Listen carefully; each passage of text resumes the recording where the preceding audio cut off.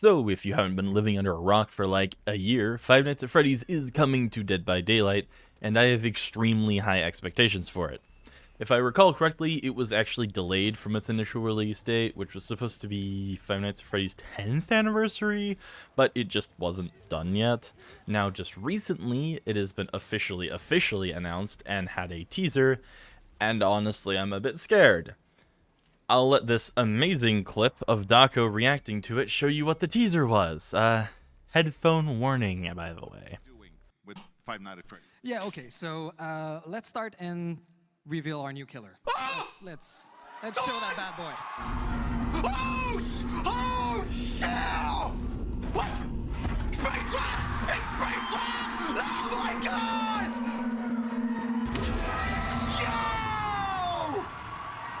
It's Springtrap, guys! Oh, yo! Yo!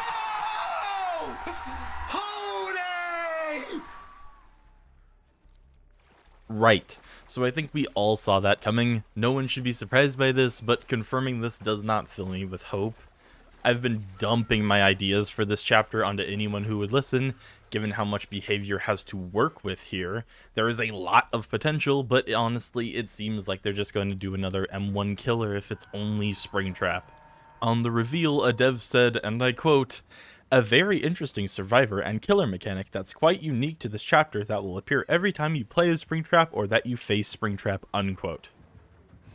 This just makes it sound like there's only going to be one thing, and that would be super boring. Like, we have Vecna with a bunch of stuff going on. We have Dracula with, like, 2 forms, plus his base form. If we get another M1 killer after all this hype, it's gonna be a fucking dumpster fire, let's be honest. Anyways, because I like listening to myself talk, and I want other people to hear my cool ideas before the chapter turns out awful, here are all of the ideas I've been concocting in my head for the past 9 months for this collab. 1. Replace the skill checks with old man consequences. You might know this little red guy from Ultimate Custom Night. He's literally just a skill check. Just use him. It would be like a retexture, but it would be really cool. It's nice attention to detail. I just want to see that, right? Balloon Boy. He steals your power. If you know Balloon Boy, he loves batteries. I think in 2 or 3... No, 3 was a Springtrap.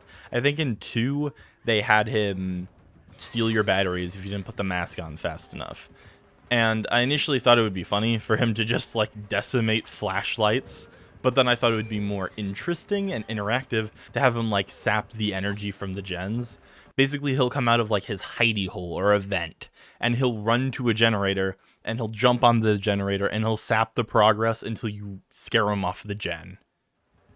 Third is the music box.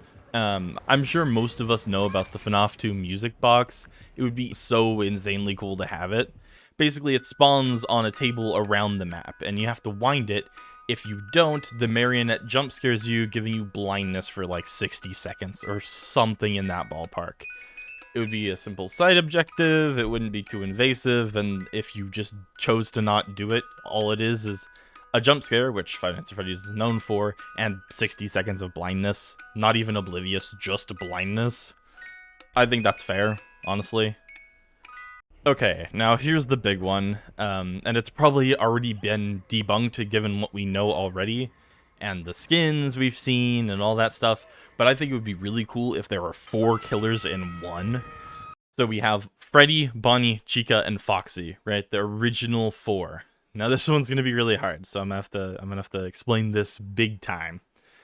When the match starts, all the animatronics spawn around the map far apart from each other. You start on Freddy and can use your secondary killer power to switch to the others by looking at them from across the map. But at the start of the match, it's on cooldown like Onryo teleports. You can't immediately just teleport across the map. Freddy is basically just an M1 killer, but he perpetually has undetectable, like Tier 1 Myers.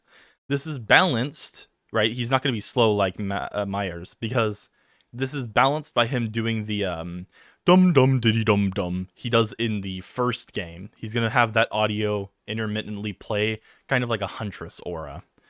From there, you can switch to the other 3 when they activate into the match. By switching, it deactivates the animatronic you're currently controlling for a little while.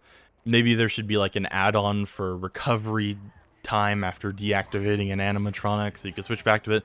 But if you don't have any to switch to, you're stuck on the one you currently picked. So you have to have some resource management. The next one is Foxy. He's fast and he lunges. That's his whole gimmick. His power is basically a combination between a Demogorgon Shred and an Oni Dash. He sprints forward at high speed for a long distance. You can't turn during it, but if it collides with something or someone, it either takes a health state, vaults, or breaks the breakable thing. And when I say a long distance, I mean like an entire outside wall of Ormond Resort distance. His base movement speed is also way higher than all the other ones because he's the, fast guy. So yeah, it's kind of expected. The catch is that he doesn't activate until 2 or 3 generators have been completed. I'm not sure which would be better. That does cause the issue where survivals will just 99 gens to avoid having him activate, so it may also have a time activation thing as well. Maybe they do the clock, where if it hits 4 AM, I think it was for Foxy, he activates, and that's, like a few minutes into the match. The next one is Chica, and she just lobs her cupcake at you. It's a skill shot projectile, no lock-on like fucking Kaneki, because nobody likes lock-on. It's just brain dead, nobody likes it. And it'll latch onto the player either on the leg or the arm, depending on which half of the body it hits. If it hits the leg, which would be the lower half, the player receives hinder until they kick it off, and they can't vault, so they're slowed and they can't vault. If it hits the upper half, it latches onto the arm. They cannot repair, drop pallets, or use an item until they pull it off. Similar to Artist Crows, you can pull it off while running or hop in a locker to just despawn it. There is a wind-up for Chica to throw it, so like Deathslinger, there's a lot of mind gaming to dodge it that can take place. Gets the skill ceiling higher, which I want to see in more killers. The last one is Bonnie, which I had the hardest time figuring out what to do with. So his ability is AoE, it's called Reverberation. Yeah, this is the one I actually thought of a name for. Basically, he strikes a chord on his guitar, which causes all generators in his tear radius to regress at twice the speed they normally do until they're stopped, and causes all survivors within his tear radius to scream. I should clarify that Freddy has the undetectable, Foxy has an extremely large tear radius, Chica has a low tear radius, and Bonnie has like a medium tear radius. Best way to explain it. Whenever a generator is completed, there is a 1 in 10,000 chance that Golden Freddy just kills you. He just snaps your neck with a jump scare. Why? Because it's funny. That's why.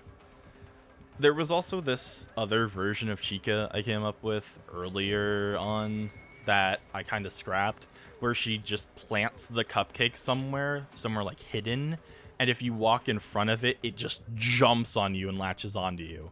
So kind of like a zoning or a lockdown character. But because she only has 1 cupcake, I feel like that'd be really useless, so I kind of just scrapped it. Yeah. So I could have definitely went further with ideas, but I wanted to stick to like the understandable mechanics from the first and second games, excluding Old Man Consequences, because it's a skill check. Everyone knows what that is. Because a lot of people on this chapter are probably not gonna know what Five Nights at Freddy's is. Probably a lot of DBD players are not gonna know, like, let's say I wanted to add Mangle, and I wanted to get, like, a body part you have to, like, reconstruct or something. No one would know how to do that. No one would understand it, so I kind of tried to keep it simple enough. But, yeah, that's, those are my ideas. Peace.